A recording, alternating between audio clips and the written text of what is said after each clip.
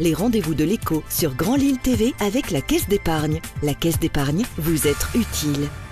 Bonjour à toutes et à tous, bienvenue sur Grand Lille TV pour cette nouvelle édition du Rendez-vous de l'écho. Aujourd'hui nous accueillons Sylvain Raymond, bonjour. Bonjour. Vous êtes directeur général de Pro Bono Lab qui porte l'engagement et le partage de compétences en France. Vous étiez fin janvier ici dans la métropole lilloise pour restituer une étude pour connaître comment les entreprises s'engagent pour les Hauts-de-France, pour le territoire des Hauts-de-France. Alors d'abord, on va essayer de mieux vous connaître et de mieux comprendre en tout cas ce que vous faites. Pro Bono Lab, en deux mots ou en deux phrases, c'est quoi ? Alors Pro Bono Lab, c'est en France et dans 30 pays du monde, à travers le Global Pro Bono Network, la structure spécialiste de l'engagement par le partage de compétences qui porte des dispositifs du mécénat et bénévolat de compétences, à savoir le fait que des collaborateurs, le fait que des individus mettent leurs compétences au service de grandes causes pour faire qu'elles se développent et qu'elles génèrent un impact social le plus large possible. Et tout ce qui est économie sociale et solidaire, RSE aussi, responsabilité sociale des entreprises, là on est vraiment en plein dedans. Exactement. Alors la responsabilité sociale des entreprises, c'est de faire en sorte que des entreprises qui s'engagent puissent avant tout engager leurs collaborateurs, qui est l'expression même de leur responsabilité.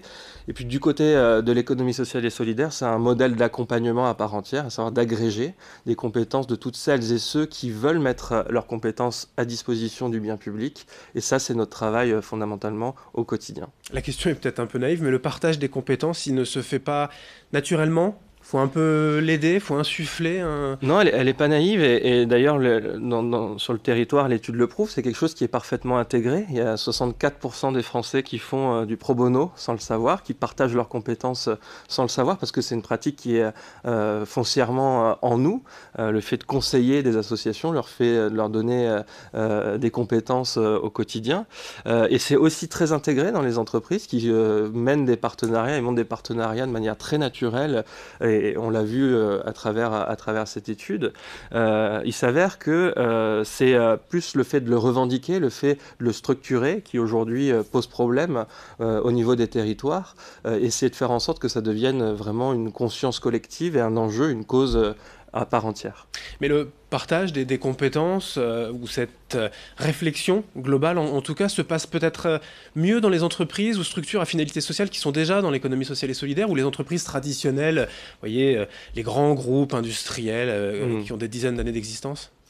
Alors, c'est en effet une pratique qui se généralise au niveau des très grands groupes. 80 partenaires entreprises de Pro Bono Lab, c'est plutôt des grands groupes. Tout l'enjeu actuellement pour nous, c'est justement de démocratiser la pratique du pro bono, du bénévolat, du mécénat de compétences. La plupart des entreprises mécènes en France sont des TPE-PME, faut quand même le savoir, notamment via le mécénat financier. Je le disais, c'est des pratiques qui sont pleinement intégrées, et notre rôle, c'est de faire en sorte que quand des TPE-PME veulent s'engager, elles puissent le faire à travers un certain nombre de propositions qui leur permettront demain de le faire plus simplement, notamment. Vous étiez donc, je le disais, fin janvier à Lille pour restituer une étude que vous avez menée, alors commandée par plusieurs partenaires régionaux.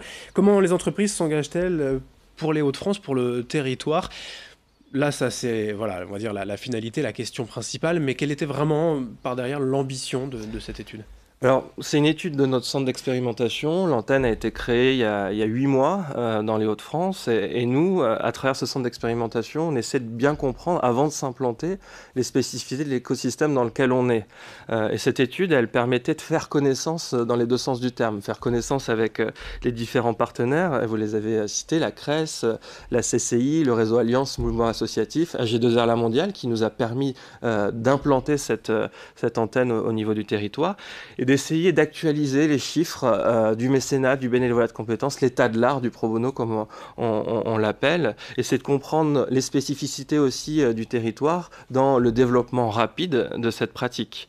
Et de fait, avec les différents acteurs, de fabriquer de la connaissance sur cette thématique afin de définir la feuille de route de Pro Bono Lab au cœur de cet écosystème. Alors ça va être compliqué dans les 3 prochaines minutes de nous donner une restitution très très synthétique forcément de cette réponse, mais comment les entreprises s'engagent-elles dans les Hauts-de-France? Déjà, est-ce qu'elles s'engagent? Première question. Alors, elles s'engagent en effet à travers le mécénat en général, la philanthropie entrepreneuriale, comme je l'ai évoqué au début. Il y a 54% des entreprises qui souhaitent intensifier leurs actions d'engagement citoyen.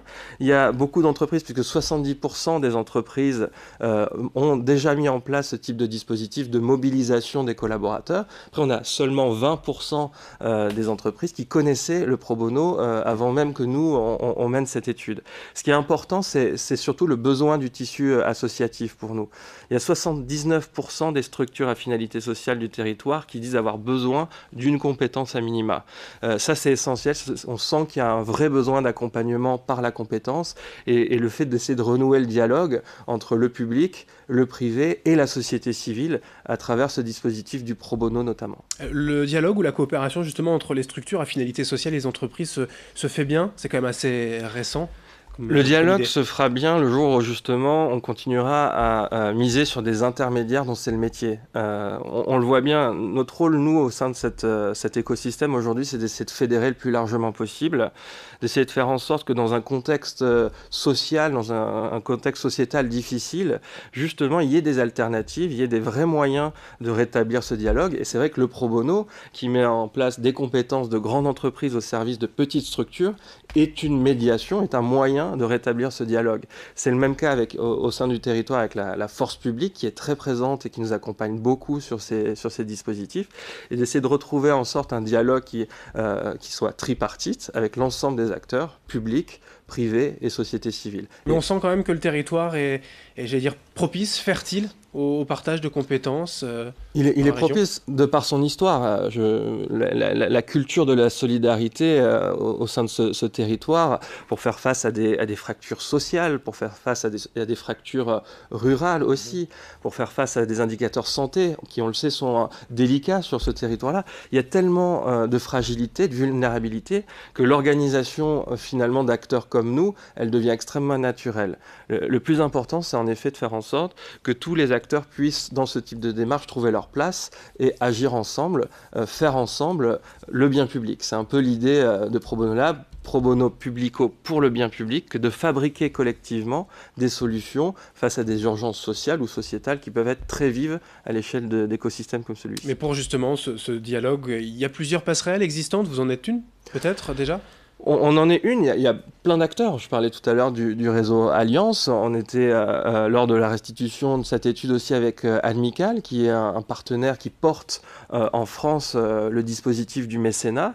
Il y a en effet des ponts qui s'établissent à travers des partenariats innovants, à travers des pratiques qui consistent simplement pour l'entreprise, à travers l'intérêt général, de pouvoir s'ouvrir à d'autres parties prenantes de son écosystème.